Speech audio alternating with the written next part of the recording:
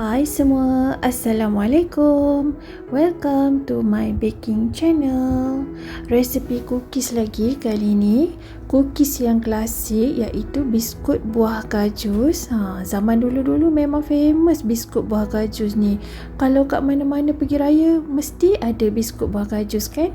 Kali ni biskut buah gajus ni lebih istimewa sebab saya menggunakan gabungan rasa buah gajus yang telah dipanggang dengan nestem. Teksturnya juga rangup dan sedikit lembut macam makan biskut kacang mazola tekstur dia. Okey, tanpa membuang masa, jom kita tengok cara untuk membuatnya. Di dalam mangkuk masukkan 250 gram mentega bergaram yang lembut dan agak dingin. Yang ini mentega saya memang masih dingin, tapi sebab saya nak cepat, saya akan lembutkan guna hand mixer sampai tekstur mentega ni lembut dan berkrim macam ni.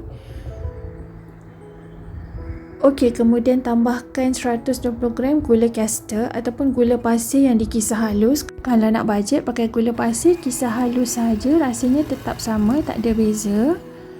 Okey, kemudian kita akan tolak adunan yang kat tepi ke tengah supaya bila kita mixer akan sekata. Kita mixer sekejap sampai sebati. Kemudian tambahkan 70 gram kacang gajus yang saya dah panggang dan kisar halus. Boleh check dekat description untuk detail. Kemudian masukkan 70 gram nestem yang dikisar halus ataupun instant cereal. Kalau tak nak pakai nestem, pakai instant cereal. Boleh beli kat kedai bakery. Okey, tambahkan setengah sudu teh esen vanila. Saya tak masukkan kuning telur untuk adunan biskut gajus ni. Saya pakai dekat luar je nanti untuk glaze. Setelah sebati, kita ayatkan bahan kering seperti tepung jagung, tepung beras, susu tepung penuh krim dan 1 sudu teh baking powder. Dan kita kacau sekejap bahan-bahannya, kemudian kita ayatlah ke dalam adunan. Setelah itu, kita tambahkan 250 gram tepung gandum. Okey, dah siap ayak. Kita akan adun sampai sebati dan menjadi dough. Okey, dough untuk biskut gajus ni tidaklah terlalu lembut ataupun keras. Kalau anda tengok tekstur dia memang konsistensi yang sesuai. Kalau kita terap nanti dia akan mudah kita nak keluarkan daripada acuan biskut. Okey, kemudian kita akan dinginkan dough 30 ke 40 minit supaya hasil terapan biskut kita cantik dan kemas. Setelah kita rehatkan dough, kita ambil sebahagian dough dan kita akan letak di antara 2 plastik ataupun baking paper. Kalau nak tabur sikit tepung pun boleh juga. Kemudian kita akan canai setebal 0.8 ke 1 cm. Untuk biskut gajus ni, biskutnya akan nampak lebih cantik kalau doughnya agak tebal. Kemudian kita gunakan acuan bentuk buah gajus macam ni. Kita celup dengan tepung sikit dan kita akan teraplah. Dan kita akan keluarkan dengan hati-hati. Bentuk biskut gajus ni sebab ada bentuk buah gajus dekat depan tu, jadi kena hati-hati bila keluarkan supaya tak patah. Kemudian kita susun di atas loyang pembakar yang telah dialas dengan baking paper ataupun digrease dengan mentega atau margarin. Kalau anda tak ada acuan bentuk buah gajus ni, anda boleh pakai acuan bulat ke ataupun bentuk segi empat pun boleh, lebih simple.